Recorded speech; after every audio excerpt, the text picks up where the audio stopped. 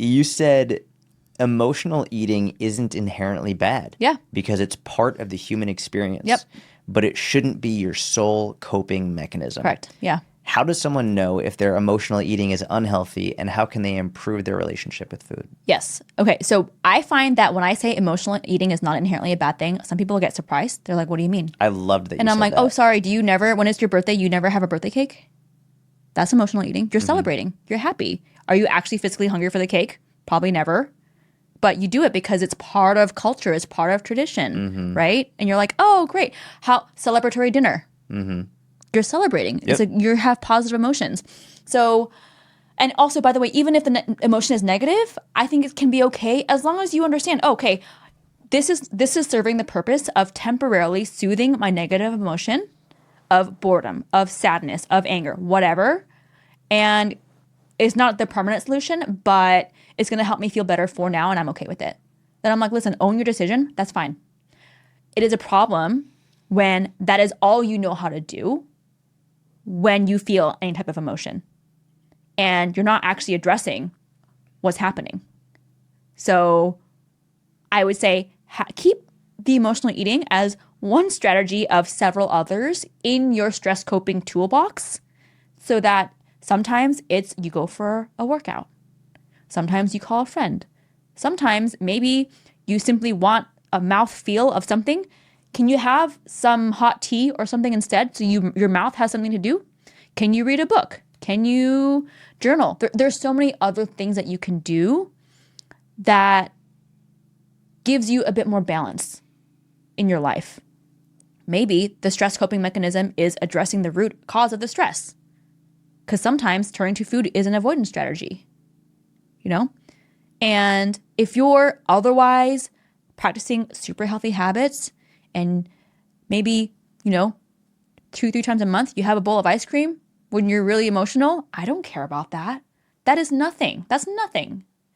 So I don't always feel like emotional eating is necessarily something to be fixed, but I do think that a lot of people have impulse problem, right? Where they feel something and they react.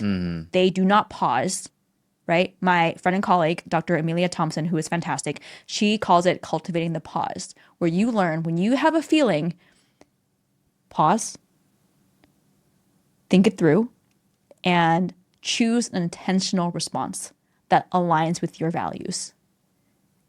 That can be really hard to do. I'm still practicing that sometimes.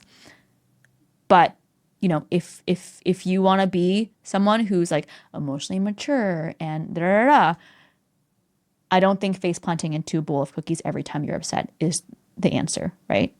So when we're talking about behavior change, can we change that habit loop where the behavior is, or the trigger is, I feel this emotion, specific emotion. Can I name the emotion?